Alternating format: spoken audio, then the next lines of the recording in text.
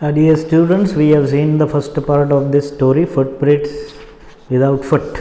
Foot is the singular noun of, what is the plural? Feet. Okay.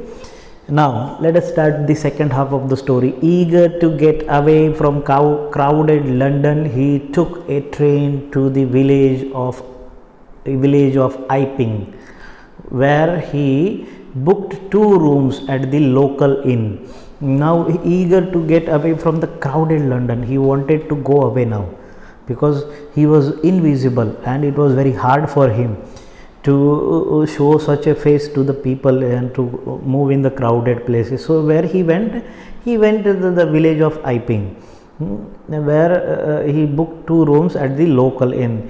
The arrival of a stranger at an inn in winter was in any case an unusual event. So for there also it was winter time. It was already said that it is bad time.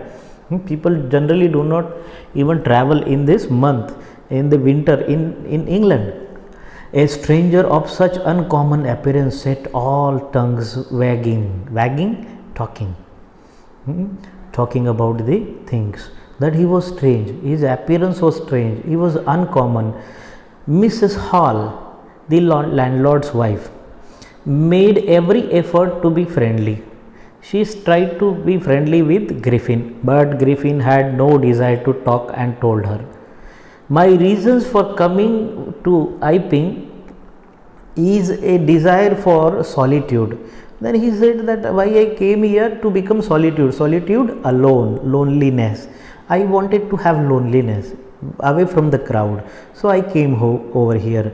I do not wish to be disturbed in my work. And what he says, I don't want to be disturbed in my work. Besides, an accident has affected my face. And he says that accidentally I have affected my face. Satisfied that her guest was an eccentric scientist, and in view of the fact that he had paid her in advance, Mrs. Hall was prepared to excuse his strange habits and irritable temper. Now, because Griffin, what he did, he paid in advance the money and the bill, right? And so he was a scientist also. So all these things what he told her made her to avoid all his habit, his strange look, irritable temper, a kind of behavior, angry behavior. So she ignored everything. Why?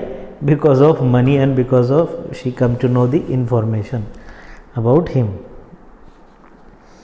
Now further, but the stolen money did not last long. Now money he had, from where he had, it was stolen from the shop. And presently Griffin had to admit that he had no more ready cash. He pretended, however, that he was expecting a check to arrive at any moment, and he had no cash, so he was pretending that he is going to have a check now. Shortly afterward, a curious episode happened. Something happened. Chain of actions took place. And what was it? Very early in the morning, a clergyman, a man who works like a clerk, and his wife were awakened by noises in the study. And they were awakened, they were asleep, means they paid attention when they were studying. So they were due to the noise. Creeping downstairs, they heard the chink of money being taken from the clergyman's desk. And they heard, what they heard? They were working and they heard that the money is being taken from the desk, from the table. Without making any noise and with a poker grasped firmly in his hand, the clergyman flung open the door. And without making any noise, with a poker grasped, poker is a kind of stick over there, grasped firmly in his hand, he took a kind of stick that is generally used for poking, किसी को लगाने के लिए, to touch the body, to touch something. So the clergyman flung open the door, suddenly opened the door. Surrender. Whoever it is, surrender. Who is taking money? Then to his amazement, on the next page. Then to his amazement, what happened? He realized that the room appeared to be empty. There was no one. He and his wife looked under the desk and behind the curtains and even up the chimney. There wasn't a sign of anybody, yet the desk had been opened and the housekeeping money was missing. And the desk was opened, the money was missing, he was invisible. What he had done, that means he was not having money, so he was finished with that robbed money, so he started again robbing. He might have kept all his clothes in the in hotel. He might have kept all his clothes in the hotel and came here for what? Robbing, stealing. Extraordinary affair, the clergyman kept saying for the rest of the day. Extraordinary affair, the issue, problem. What kind of extraordinary? This stealing, this thief is extraordinary. The no mark from where he came, but it was an extraordinary as the behavior of Mrs. Hall's furniture a little later that morning. Now that was extraordinary as the behavior of Mrs. Hall's furniture. Now what happened? See, that was money was stolen, and now with Mrs. Hall, the landlord and his wife were up very early, and were surprised to see the scientist door wide open. And they saw that the scientist door was open. Usually it was shut and locked, and he was furious if anyone entered his room. The opportunity seemed too good to be missed. So it was for Mrs. Hall also. What happened? Extraordinary thing happened, that the door used to be always closed. It was closed by the scientist. Now today it was open. Why he might have kept the door open? Because he is not carrying the key, as he is not carrying his dresses. So whenever he comes, he will be easily able to enter. So he kept the door open. Okay. So, and nobody will see him opening the door. They peeped around the door, saw nobody, and decided to investigate to find out the truth. The bad clothes were cold, showing that the scientist must have been up for some time.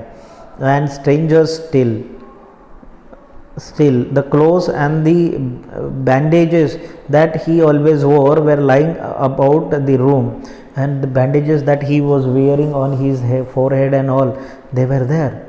His dress was there, but he was not there.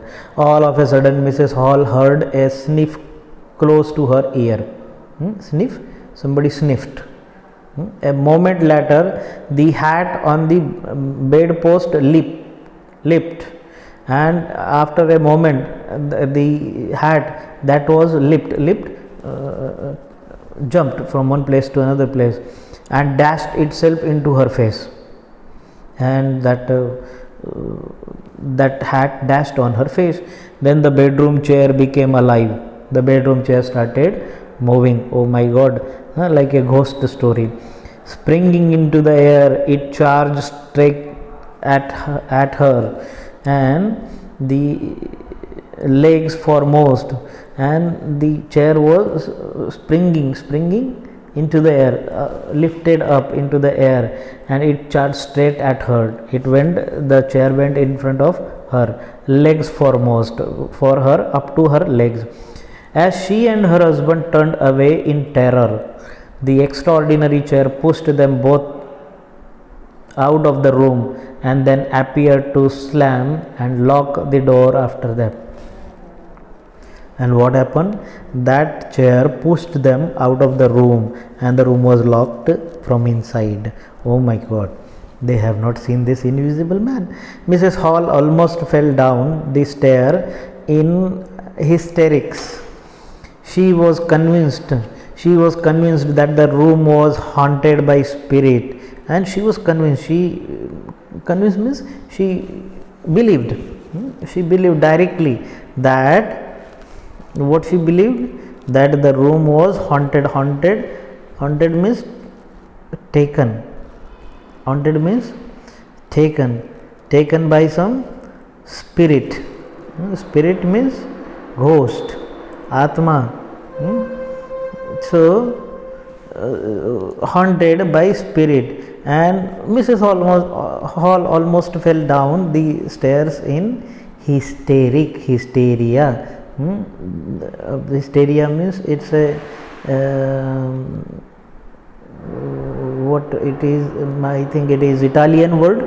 No, it's a Latin word. Okay, it's a Latin word, came from Latin, and it simply means that having some kind of hysteria. What hysteria means? Having excessive or uncontrollable emotions, overloaded with emotions. So that is called hysteria. So she was overloaded with emotions. She might have seen the chair moving, the hat moving, and that is why she believed that the room is haunted, that the stranger had somehow caused this to enter into her furniture. And she also believed that the stranger, who Mr. Graffin, did this. He might have brought this ghost here. My poor mother used to sit in that chair, she moaning. She was crying.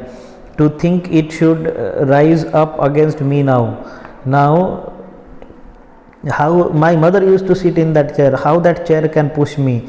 The feeling among the neighbors was that the trouble was caused by witchcraft.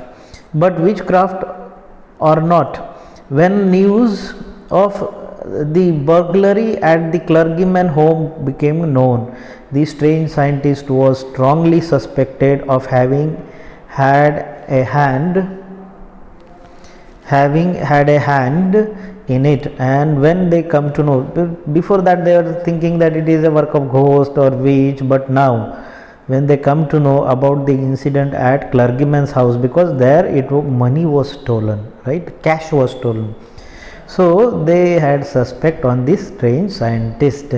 Suspicion grew even stronger when he suddenly produced some ready cash, and ready cash, he brought money, so the suspicion became stronger, though he had admitted not long before that he had no money, because he admitted that he had no money. And how he got money now? The village constable was secretly called for. Instead of waiting for the constable, Mrs. Hall went to the scientist, who had somehow mysteriously appeared from his empty bedroom. Now Mrs. Hall went to the scientist, that means he wore clothes and appeared in front of her.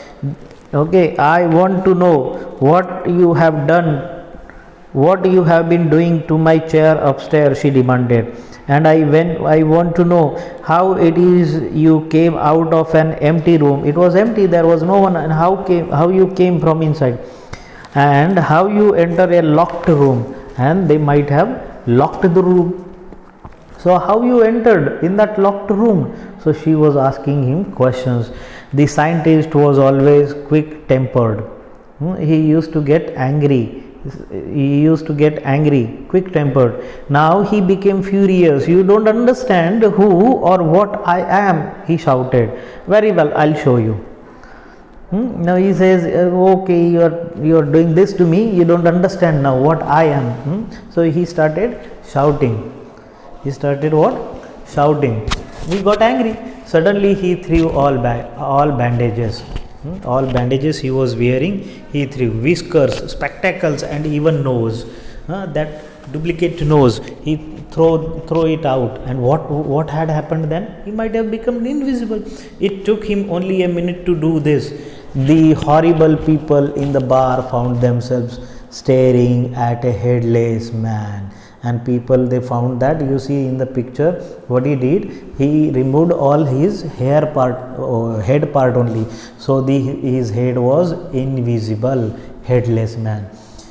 Mr. Jaffers, the constable, now arrived and was quite surprised to find that he had to arrest a man without a head.